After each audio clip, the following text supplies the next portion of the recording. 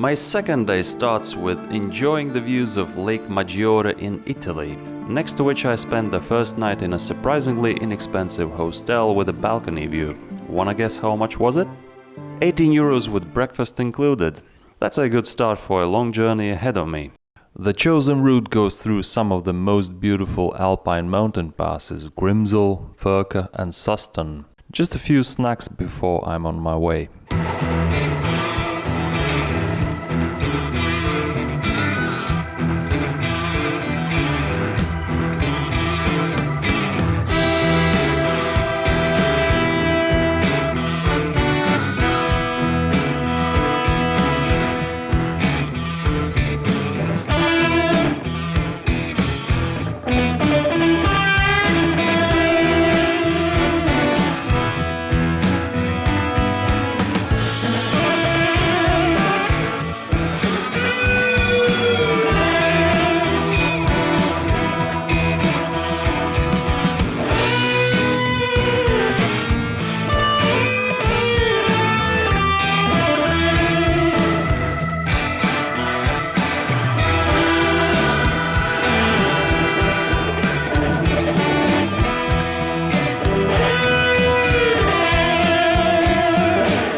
Was I really too naive to think that I'd cross the Alps completely dry?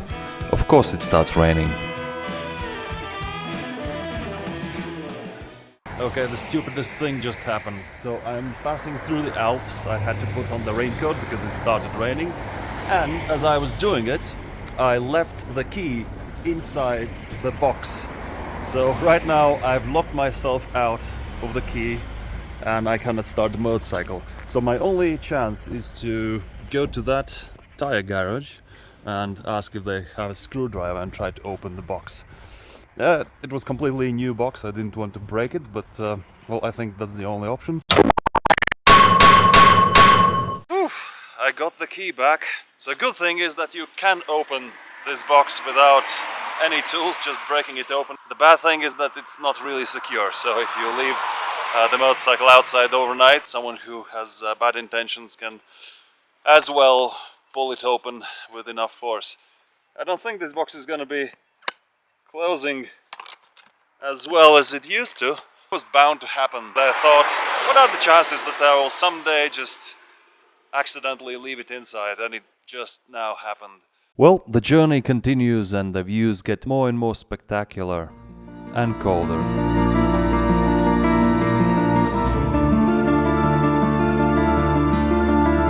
The Grimsel Pass dam height almost matches the impressive scale of the mountains surrounding it, a truly impressive structure.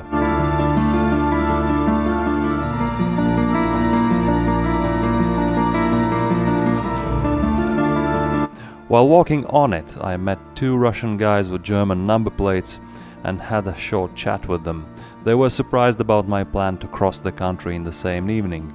And indeed, it was about an hour until the sun sets. Beautiful, beautiful roads. Absolutely stunning views here. Definitely a must-see and must-ride if you have a motorcycle and the opportunity to come here. But I think I may have made a miscalculation about the time in which I can get to the north of Switzerland, to Basel, where my friend will meet me, hopefully. It's getting really cold, so when the sun goes down, around this time it is a couple of degrees Celsius above zero. So yeah, I need to get going quickly and stop filming this stuff. But I cannot get over the beauty of everything here. Pro tip, come earlier and make sure you can get away before the dark. At this moment it actually got a bit scary due to the combination of complete darkness, vertical drop right next to the narrow road, relying on offline maps, cold and eerie silence. But closer to the sea level it gets warmer, and around midnight I arrive for a welcome beer. My motorcycle finds a good parking spot and we found a with a moldy helmet, which my friend refused to wear, and we couldn't go for a ride together.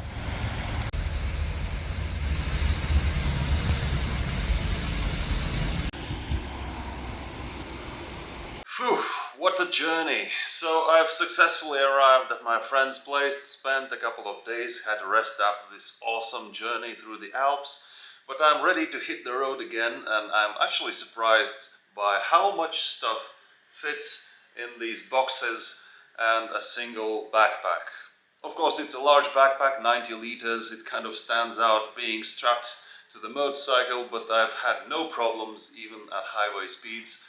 So it's kind of legit way of carrying stuff on a motorcycle, although the next time I will bring less stuff. I don't seem to be learning from my mistakes. Before finishing this episode, a couple of remarks about Switzerland specifically. First of all, I met a guy at the petrol station and he advised me to make my exhaust quieter because the Swiss police is really strict and they have basically no tolerance to loud exhausts.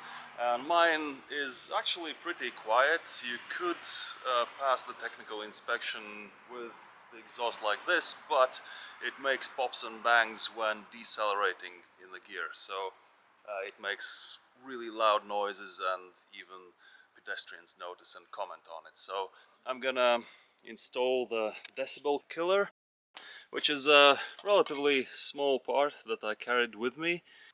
Second thing is that they require to have a vignette. It is this green label sticker that costs 40 euros.